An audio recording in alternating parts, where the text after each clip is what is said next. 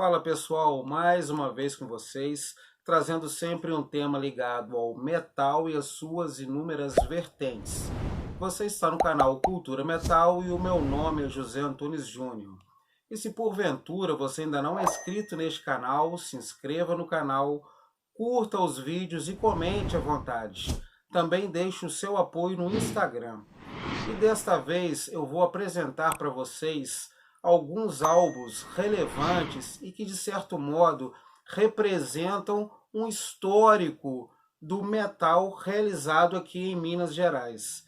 Certamente eu irei deixar de citar algum álbum que você acha que deveria ser citado. Não tem problema, nos comentários você menciona este álbum.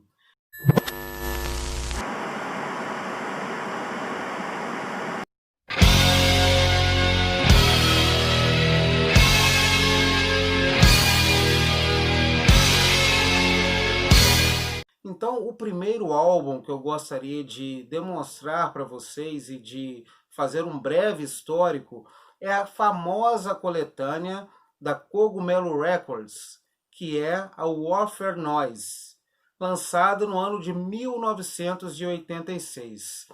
E eu sempre faço um paralelo com a cena de São Paulo, porque enquanto em São Paulo tem uma importância histórica a coletânea SP Metal 1, SP Metal 2, a mesma importância que para o estado de São Paulo tem essa coletânea, aqui em Minas Gerais tem a coletânea Warfare Noise 1, lançada pelo selo Cogumelo Records. E o ano era o ano de 1986, aonde a Cogumelo Records lançou essa coletânea, que trazia as bandas Mutilator, Chacal, Holocausto e Sarcófago. E eu considero que essa coletânea ela tem uma importância histórica aqui para o metal de Minas Gerais. Primeiro porque apresentou a cena mineira e a cena nacional essas bandas icônicas. E foi um pontapé inicial de suma importância para o heavy metal aqui de Minas Gerais, e que serviu de base para que a Cogumelo futuramente lançasse os álbuns dessas bandas de forma isolada. Então não resta dúvida que essa coletânea foi uma coletânea crucial para o metal mineiro. É isso aí.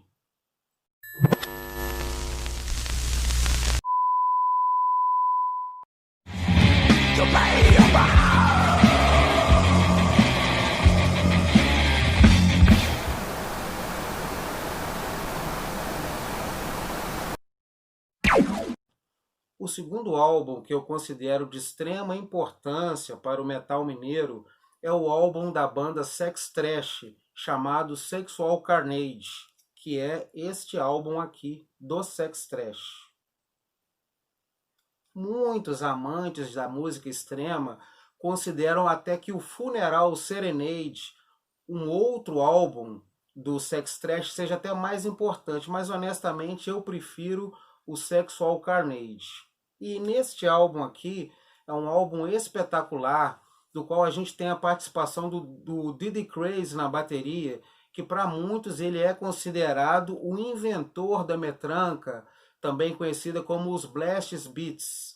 Muita gente considera que é o batera Pete Sandoval, mas alguns detratores falam que seria o Diddy Crazy o inventor dessa técnica. Este álbum é simplesmente espetacular. Mas antes de adentrarmos ao histórico do álbum, vamos à formação da banda. Bom, pessoal, essa é a capa icônica do Sex Trash, Sexual Carnage. E agora vamos à formação da banda. Vamos pegar o encarte aqui e vamos para a formação da banda. No vocal a gente tinha o Oswaldo Pussy Ripper, saudoso Oswaldo, no vocal. Na guitarra a gente tem o Damned Sentry. No baixo a gente tem o Kruger.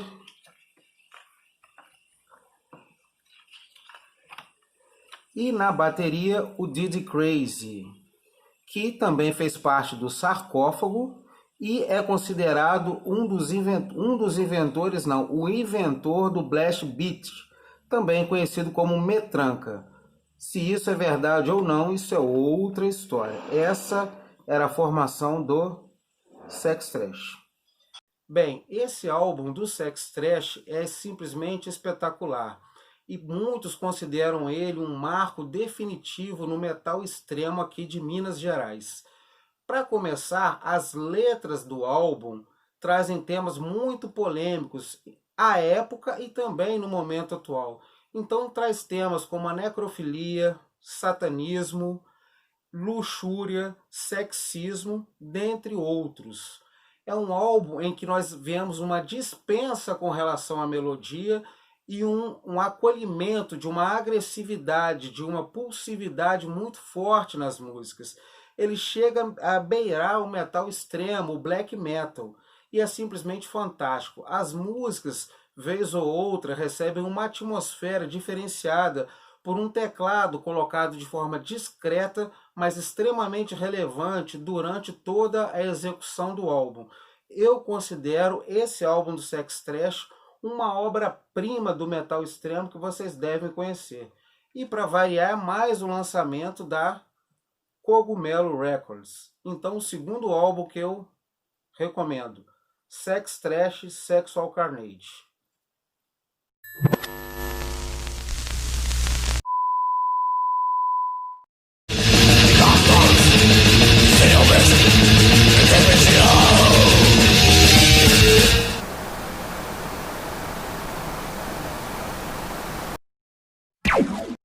Outro álbum que eu acho que representa demais o metal desempenhado aqui em Minas Gerais é esse aqui, Sarcófago, The Laws of Scourge. E antes de mais nada, vamos à formação da banda à época.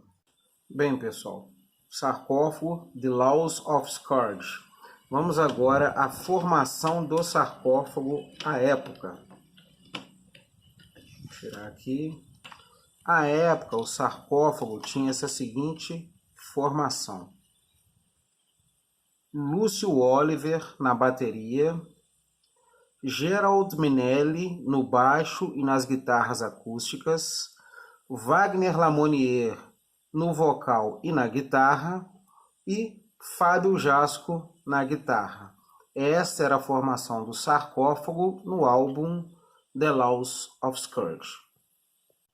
Bom, e o Sarcófago, The Laws of Scourge, é o terceiro álbum desta banda. O primeiro é o INRI, depois nós temos o Rotten, e agora a gente tem o The Laws of Scourge. Muita gente à época criticou o álbum porque primordialmente o visual dos caras deu uma amenizada. Os caras não apareciam mais com os corpse paints, ou apareciam, mas de uma forma muito mais branda. A temática da banda mudou. Não traz mais aquele conteúdo fortemente anticristão. Inclusive, uma música aclamada neste álbum, que é a música Midnight Queen, na verdade ela fala de uma menina do interior que veio à capital e, devido às dificuldades da vida, se viu forçada a se prostituir. Algo, obviamente, que não tem nada a ver com a antirreligiosidade, que era uma marca registrada do Sarcófago. Uma outra coisa é que a banda ficou muito mais técnica neste álbum aqui. Ou seja, muita gente até considera esse álbum um álbum de thrash metal, o que na época o Wagner Anticristo falou que não tinha nada a ver, e ele considera este álbum um álbum que seria um death metal mais técnico.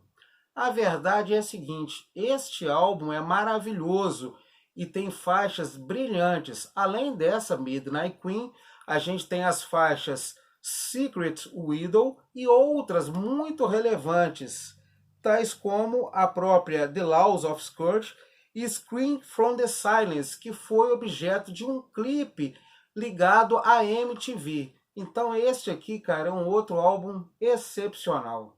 Então vamos ouvir um pouquinho do Sarcófago.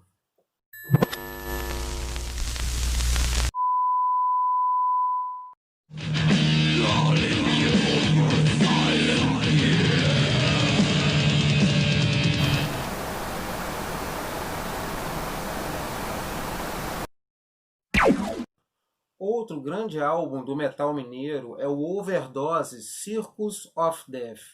E muita gente da crítica musical, desculpem o pleonasmo, critica a banda porque em cada álbum a banda supostamente teria escolhido um gênero do metal diferente. Tem álbum do Overdose que é mais para a linha do power metal, do heavy metal, e tem álbuns do Overdose que seria mais thrash metal.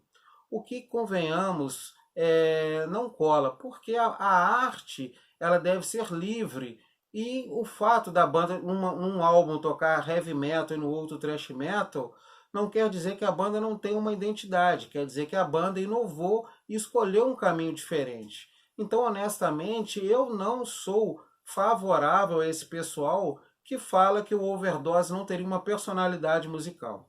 E no Circus of Death, eles escolheram o thrash metal como guia base. E neste álbum a gente tem músicas com muito peso, com muita fúria, e é um excelente álbum de thrash metal. O Overdose é uma das grandes bandas do qual faz parte aqui do metal de Minas Gerais. Vamos ouvir um pouquinho do Overdose.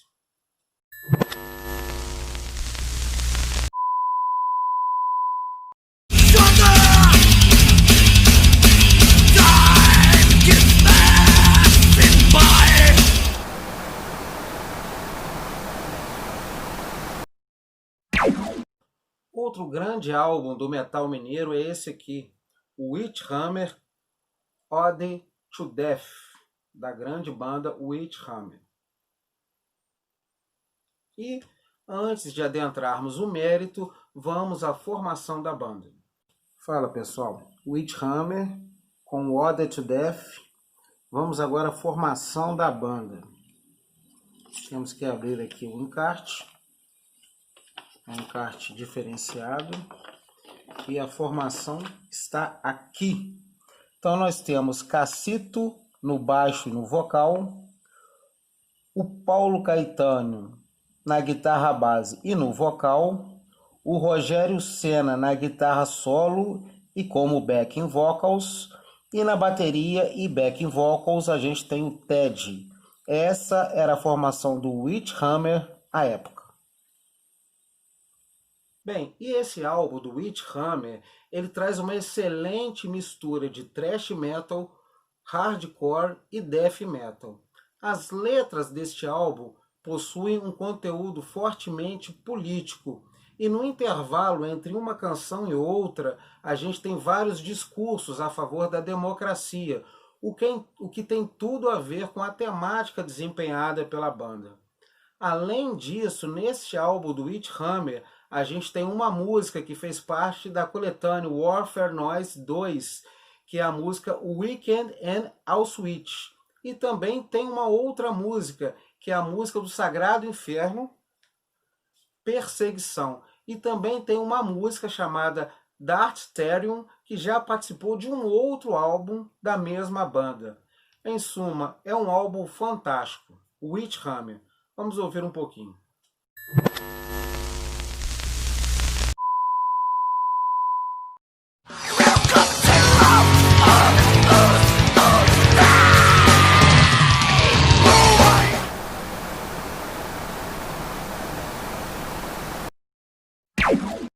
Bom, pessoal, outro álbum que eu gostaria de mencionar é este aqui. É a banda The Mist com o álbum The Hangman Tree, que seria este álbum aqui. Mas antes de adentrarmos na parte crítica do álbum e lírica, vamos ver qual era a formação da banda à época. Bom, pessoal, The Mist, The Hangman Tree. Vamos ver qual que era a formação do The Mist à época desse icônico álbum. No vocal, Vladimir Korg. Na guitarra e na guitarra acústica, Jairo Guedes.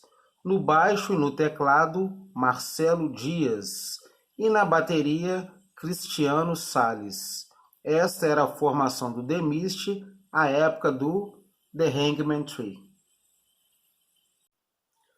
Bem, antes de mais nada, eu gostaria de mencionar para vocês a beleza desta capa aqui do álbum. que eu acho simplesmente fantástica. E quem fez a capa foi o Kelson Frost, que também foi responsável por uma outra capa de um outro álbum do The Mist, o Fantasmagoria. E essa capa eu acho espetacular. E ela tem a ver com a parte lírica do álbum. Por quê? A gente vê aqui um cara, uma árvore, supostamente o cara sendo enforcado ou num processo de enforcamento. E é exatamente isso o histórico deste álbum. Qual seja, um cara que está prestes a se enforcar porque ele desistiu da vida. Então, neste álbum, a gente encontra letras um pouco depressivas, letras que demonstram a fragilidade humana.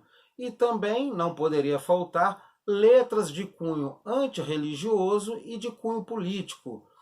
Novamente, gostaria de destacar o Vladimir Korg, que é um excelente letrista neste sentido.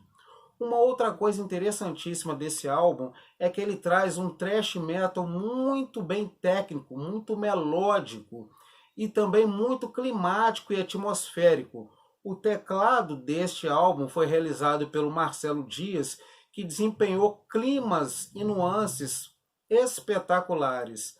Na minha humilde concepção, este é o melhor álbum do The Mist e um álbum clássico da banda, que novamente representa muito o metal de Minas Gerais. Então, antes de encerrar, vamos ouvir um pouquinho do The Mist.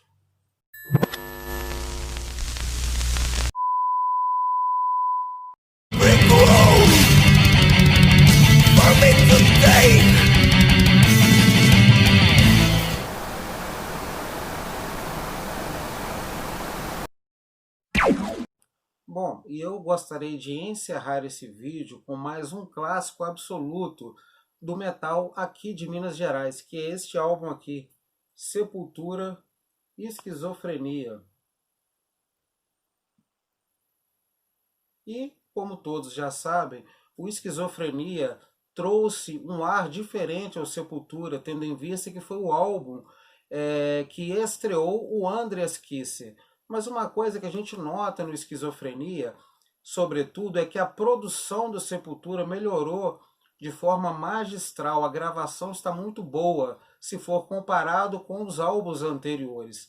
Além disso, a entrada do Andreas Kisser na banda trouxe uma dinâmica diferente e uma técnica muito mais apurada ao Sepultura. Então eu vou fechar este vídeo com esse clássico absoluto aqui, Sepultura, Esquizofrenia. Vamos ouvir um pouquinho do Esquizofrenia.